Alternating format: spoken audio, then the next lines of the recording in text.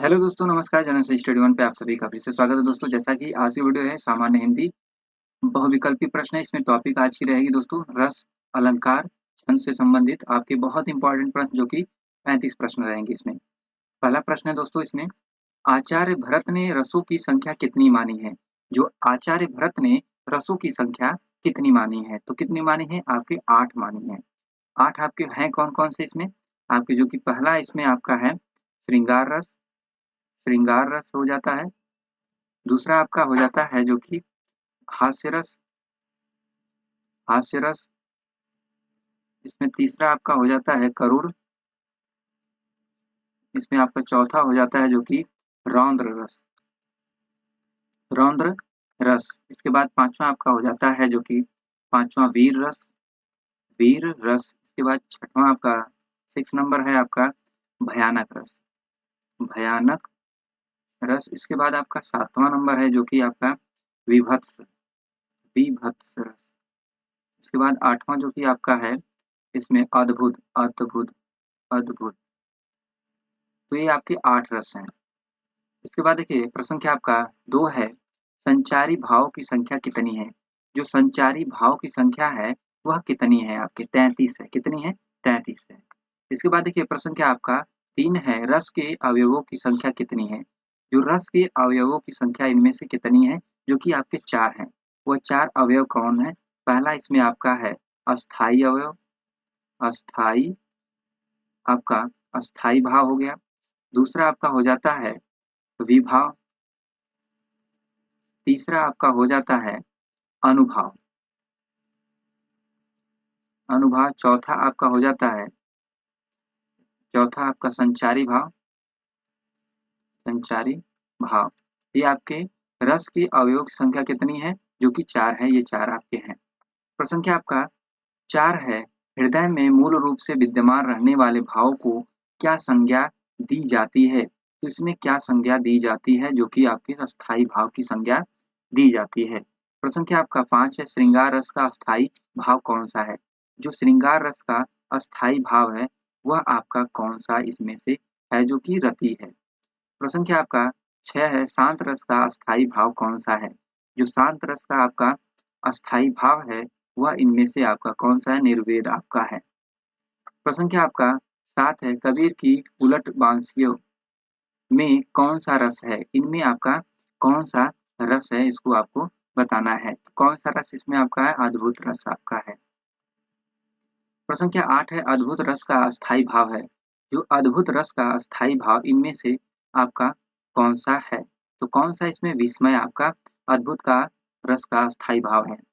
प्रश्न क्या आपका 9 है, चमक उठी सन 57 में वो तलवार पुरानी थी, रस भेद बताइए। तो इसमें रस भेद आपको बताना है। तो कौन सा रस भेद है? तो कौन सा इसमें आपका है? जो कि आपका वीर रस का है। इसके बाद देखिए प्रश्न क्या आपका 10 है, वाणी और अंगों के अभिनय द्वारा जो प्रकट हो वे हैं। वाणी और अंगों के अभिनय द्वारा जो प्रकट हो वे हैं। तो इनमें से कौन सा है? कौन सा है जो कि आपका अनुभाव है।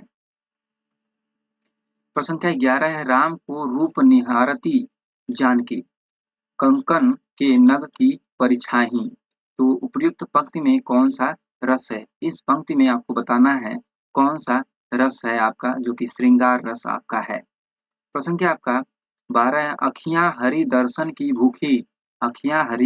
दर्शन की भूखी कैसे रहे रूप रस रांची ए बतिया सुनी रूखी।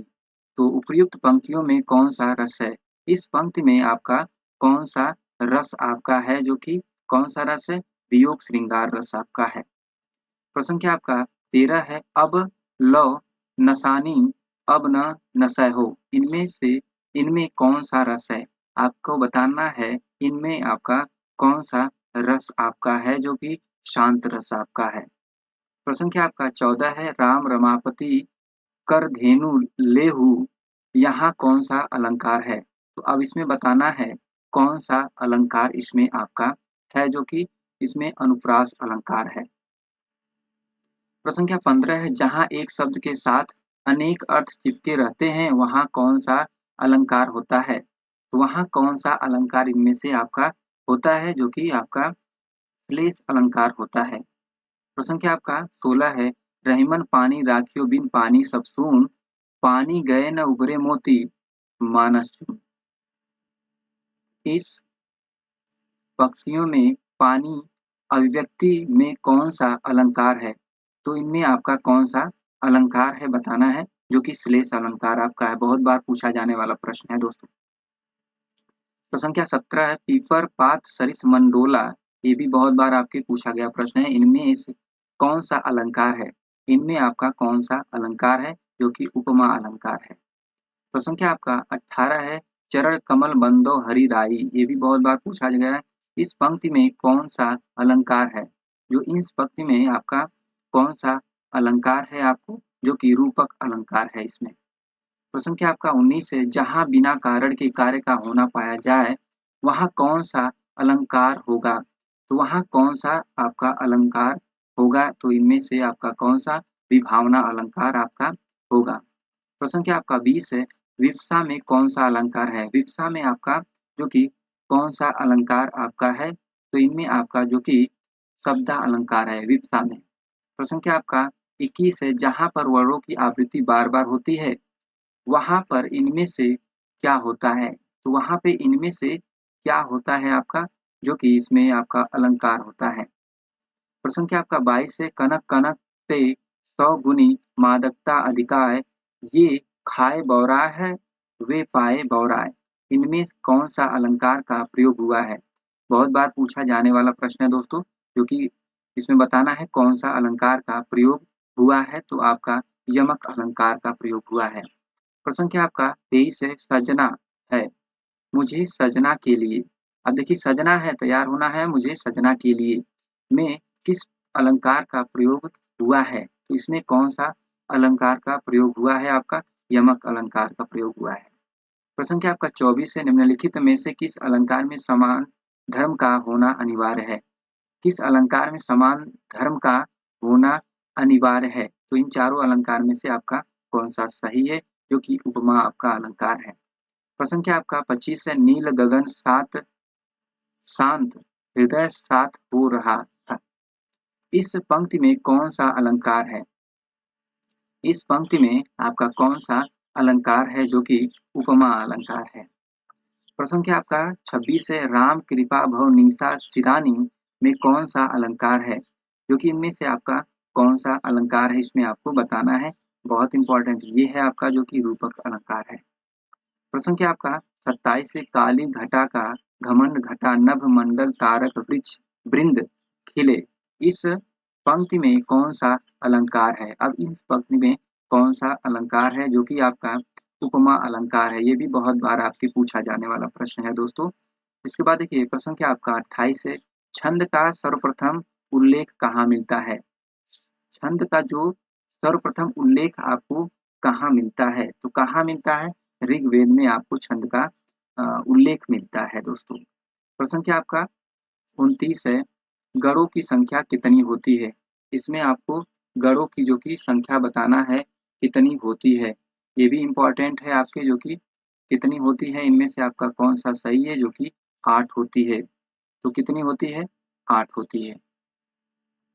प्रश्न क्या आपका 30 है, सोरठा के द्वितीय और चतुर्थ चरण में कितनी मात्राएं होती है? सोरठा के द्वितीय और चतुर्थ चरण में कितनी मात्राएं आपकी होती हैं?